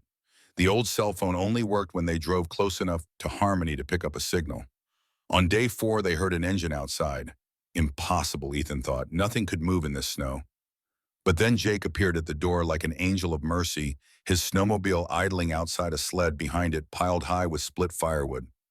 "Figured you might need this," he said simply. Ethan wanted to cry, wanted to fall to his knees and thank every god he'd never believed in. He didn't do either, just helped Jake carry the wood inside, stacking it carefully near the stove. "How much?" Ethan asked when they were done. "Consider it a loan. Pay me back when you're on your feet. Or build me those shelves I mentioned, and we'll call it even." Jake left before Ethan could argue or thank him properly. Just fired up the snowmobile and disappeared into the white wasteland, the sound of the engine fading slowly. That night, with the stove fully stocked and warmth finally returning to their small living space, Riley and Ethan sat together at the table Ethan had built. "We could have died," Riley said quietly, "but we didn't. Because Jake saved us." "Yeah. So we're not really doing this alone, are we?" Ethan thought about that. About Earl and the vegetables, about Sarah teaching Riley to bake, about Jake and the firewood, about Frank the electrician giving them a fair price and honest work. "No," he admitted, "I guess we're not." Money was the constant worry that winter, a low-level anxiety that never quite went away. Ethan's hardware store job paid $11 an hour, 20 hours a week when business was decent. Call it $880 a month after taxes, maybe a little more, maybe a little less, depending on the hours they gave him. Expenses were minimal but relentless. Propane for the generator, $40 to $60 a month, depending on how much they ran it. Gas for Jake's truck when he let them borrow it, which they tried to keep to a minimum. Food at least $200 a month, even eating cheap. School supplies for Riley. Clothes when theirs wore out, though they were both wearing things that were getting threadbare. It was barely enough. They were making it just barely, but there was no margin for error. No buffer if something went wrong. But in week 12, something changed. Riley started selling bread at the Harmony Farmers Market on Saturday mornings. Sarah drove her into town and helped her set up a small table. 12 loaves at $5 each, plus biscuits and muffins when she had time to make them. She'd come home with maybe $100 on a good Saturday. $100 that she insisted on contributing to the grocery budget, counting it out onto the table with a pride that made Ethan's throat tight. It was the first time in her life she'd earned money. The first time she'd had something of value that people wanted to buy. And the look in her eyes when she handed over that money, the knowledge that she was helping, that she was contributing to building this life they'd chosen that was worth more than any amount of cash. Between them combining their earnings, they were making it, not comfortably, not easily, but making it nonetheless. Ethan's carpentry improved through necessity and repetition. He built a proper table for the common area bigger than the rickety one his grandfather had used. Then 4 chairs to go around it, the joints fitted carefully, the seats sanded smooth. Then shelves for their few books and belongings. Each project taught him something new. How to join wood so it wouldn't split over time. How to sand to different grits for different purposes. How to know when you'd sanded enough and when you were just wasting time in abrasive paper. How to apply finish in thin, even coats that would protect the wood without obscuring its grain. Jake commissioned the custom shelving he'd mentioned back in the fall, came by with measurements and ideas scrawled on a napkin. Ethan built them over 2 weekends, working in the heated corner of the workshop, learning how to make something to someone else's specifications rather than his own preferences. Jake paid him $300 when the job was done. $300 for maybe 20 hours of work. It was the best hourly rate Ethan had ever earned in his life. More importantly, it was proof that the workshop could support them. That Thomas Brooks' legacy wasn't just land but skill. The ability to make things with your hands, to transform raw materials into finished products that people needed and would pay for. Word spread the way it does in small communities. Mouth to mouth, neighbor to neighbor. By February, Ethan had 2 more commissions. Custom cabinets for a kitchen remodel, a dining table for a young couple who just bought a farmhouse and wanted something that matched the character of the place. The work was good, honest, and it paid better than the hardware store ever would. Spring came slowly to Missouri, reluctantly releasing winter's grip. The snow melted in fits and starts through March. The ground thawed, turning to mud before finally drying out. And one Saturday in early April, Sarah showed up with an armload of seed packets in advice. "You've got good land here," she said, surveying their 5 acres with an experienced eye. "Should have a garden. Can't live on store-bought vegetables all your life. Too expensive, and half of them come from California anyway." They cleared a plot behind the hut, 20 by 30 feet to start with, Sarah said. "No point getting ambitious your first year. Better to grow a small garden well than a large garden poorly." Tilling by hand was back-breaking labor that made chopping firewood seem easy by comparison. Ethan's shoulders screamed. Blisters formed on his palms despite the calluses he'd developed over the winter. But Riley worked beside him, and together they turned the hard, compacted earth into something loose and friable. Something that might grow food. They planted, according to Sarah's instructions, tomatoes and beans and lettuce and herbs and summer squash. Riley tended the garden every day after school, like it was a sacred duty, talking to the plants the way Sarah had taught her, pulling weeds by hand, watching anxiously for any signs of disease or pests. When the first green shoots pushed through the brown soil, about 10 days later, she called Ethan over to see them, like it was a miracle on par with the loaves and fishes. Maybe it was. Two city kids, orphans, who'd spent their whole lives in foster care growing food from the earth. It felt impossible, against all odds. But there it was, green and growing and undeniably real. Ethan built a porch in April, his most ambitious project yet, and the first one he did purely for themselves rather than because they needed it for basic survival. He designed it on graph paper, first working out the dimensions and the load calculations, figuring out how much lumber he'd need and where he could salvage it versus what he'd need to buy new. Jake helped with the foundation posts, making sure they were level and sunk deep enough to handle frost heave. Then Ethan did the rest himself, framing the deck, laying the decking boards, building the railings, constructing a simple roof to keep off rain and provide shade in summer. It took 3 weekends of solid work. When he applied the last coat of weatherproof stain and stepped back to look at what he'd built, he felt something shift inside his chest. A porch, a simple wooden porch attached to a metal building in the middle of rural Missouri. Nothing fancy, nothing that would ever appear in a magazine. But it transformed the place, made it look less like an abandoned workshop squatted in by desperate kids and more like an actual home where people lived deliberately. They put 2 rocking chairs on it that Earl had given them, old but still solid. Riley lined the steps with potted herbs, basil and oregano and thyme. And that first evening, sitting on the porch, watching the sunset paint the sky orange and purple, Ethan felt something he hadn't felt in longer than he could remember. Contentment. Not happiness, which is too bright and unstable to last, but contentment. The deep satisfaction that comes from hard work completed, from building something with your own hands, from being exactly where you're supposed to be. Inside, visible through the window, warm light glowed from the lamps they'd strung up. Riley was doing homework at the table Ethan had built, her head bent over a textbook. The workshop looked lived in, loved, like a home. October came around again. 1 full year since they'd stood on the miller's porch with 2 duffel bags and nowhere to go.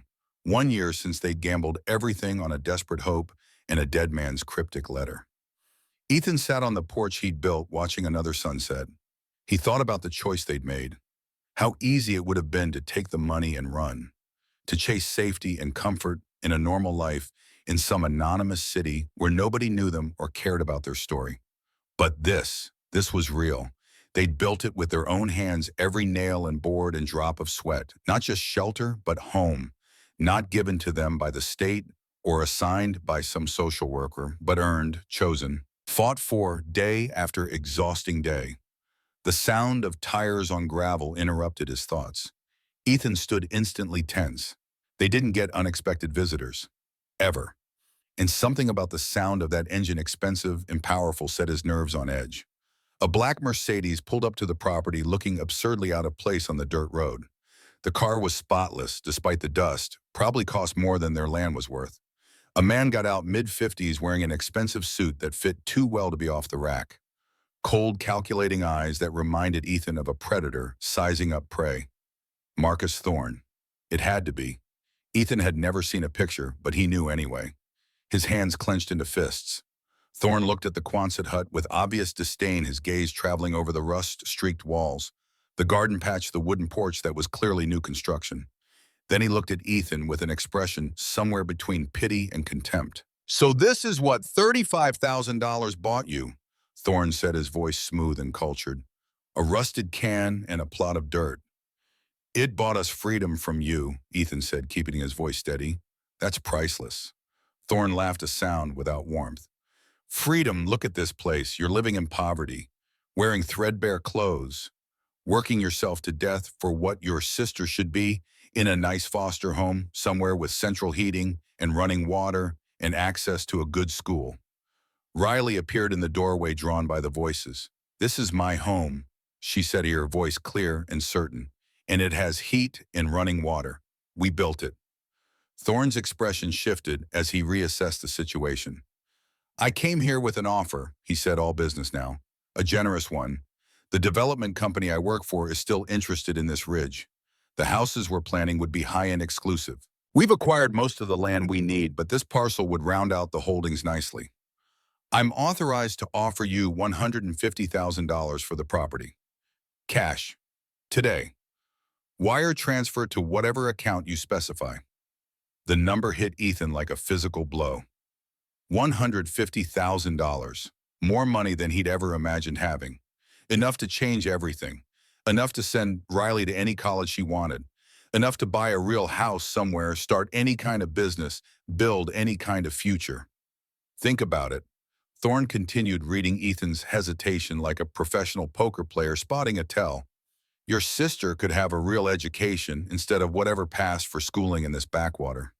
You could go to college, get a degree, actually make something of yourself instead of playing pioneer in a metal shed. This is a one-time offer. I won't make it again." Ethan looked at the hut. At the porch he'd built with his own hands, every board carefully measured and fitted. At the garden Riley had planted and tended, green and thriving. At the workshop full of his grandfather's tools and his great-grandfather's dreams, full of projects in progress and commissions waiting to be filled. He looked at Riley standing in the doorway. She was watching him, trusting him to make the right choice. Again. Always. "We already have made something of ourselves," Ethan said quietly. "The answer is no." Thorne's face hardened. "You're making a mistake, kid. This land isn't worth—" "It's worth everything," Ethan interrupted, his voice stronger now. "My great-grandfather built this workshop with his own hands after coming home from war. My grandfather died protecting it for us. My sister and I are building our lives here. You can't put a price on that. Some things matter more than money." "Everyone has a price," Thorne said coldly. "Not us, not anymore." Ethan took a step forward. "You need to leave. This is our property. You're trespassing." Thorne stared at him for a long moment, his expression unreadable. Then he looked at Riley, then back at the hut, then at Ethan again. Something in his face shifted.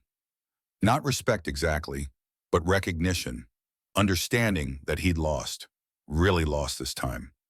"You'll regret this," he said, walking back to his car. "No," Ethan said with certainty. "We won't." They watched the Mercedes drive away, its taillights disappearing around the bend in the road. The dust it kicked up settled slowly in the still air. Riley was shaking. "Did we just turn down $150,000? Ethan pulled her into a hug, holding her tight. "We just chose home." Word spread through Harmony that weekend. Small towns are like that, information flowing through invisible channels faster than any internet connection. The Brooks kids had told Marcus Thorne to take his money and leave. Had chosen to stay on that hard-scrabble piece of land rather than take a fortune and run.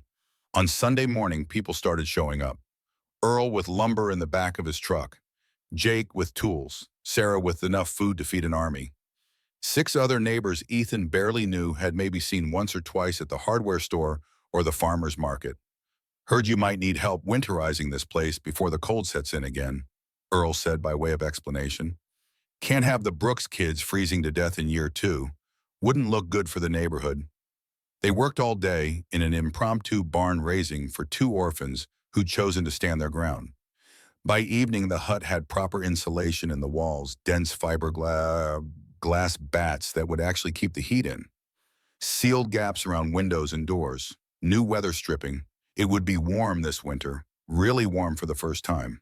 They had a potluck dinner inside. As the sun set, 15 people crammed into the small living space that felt even smaller when full. Riley's bread was passed around and praised. Stories were shared. Coffee was consumed in quantity. Earl, the oldest among them at 72, stood and raised his coffee cup. Thomas Brooks was one of us, stubborn old bastard. There were chuckles around the room. But he was good people, and these kids are proving they're good people too. So I say the Brooks of Sparrow Creek. May they never leave. There was a murmur of agreement, people raising their own cups or glasses. And Ethan realized, sitting there surrounded by neighbors who'd spent their Sunday helping patch the gaps in their home, that they weren't outsiders anymore. They belonged, not because of blood or birth, but because of choice, because they'd stood when it would have been easier to run.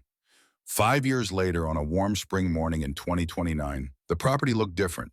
The Quonset hut still stood, still served as the main workshop, but beside it a proper house was rising, foundation already poured, first floor framed and roofed, walls going up, built slowly piece by piece as money and time allowed. Not rushed, done right. The garden had expanded to half an acre, Riley's domain. She'd learned from Sarah and from experience and from books she checked out of the library. It produced enough vegetables to feed them through summer and fall, with plenty left over to can for winter. Riley herself, now 20 years old, was heading to culinary school in St. Louis in the fall on a scholarship she'd earned through her baking business. But she'd made it clear she'd be back. This was home. The school was temporary. This was permanent. Ethan, 23 now, ran Brooks' workshop full-time. Custom furniture, cabinets, woodwork for people across 3 counties who'd heard he did good work at fair prices. But more than that, he'd started something that mattered in a way the furniture never could. A program teaching woodworking to foster kids. 6 teenagers currently in the rotation, coming out from the county group homes on weekends and after school. Learning that their hands could build things, that they had value, that they weren't just problems to be managed, but people with skills and potential. On this particular morning, Ethan knelt beside the foundation of the new house. He'd built a small cavity in the cornerstone before sealing it. Into that cavity, he placed a metal box. Inside the box, photographs of his parents smiling in happier times, photos of his grandparents young and full of hope, photos of himself and Riley then and now, the letters from Thomas Brooks carefully preserved in plastic sleeves, a copy of the clear deed, and a bullet casing from Korea. Riley knelt beside him watching. "Grandpa would be proud," she said softly. "We're not finished building yet," Ethan said, sealing the cornerstone. "We'll never be finished." From the workshop came the sound of teenagers learning to use the loud laughter, mixed with the whine of machinery, and the patient voice of the instructor Ethan had hired part-time. From the garden came the smell of growing things, earth and green and promise. From the house frame above came the sound of hammers, the framing crew Ethan had hired, making steady progress. Ethan stood and looked at what they'd built, what they were building, what they would continue to build for as long as they had strength and breath and the tools Thomas Brooks had left them.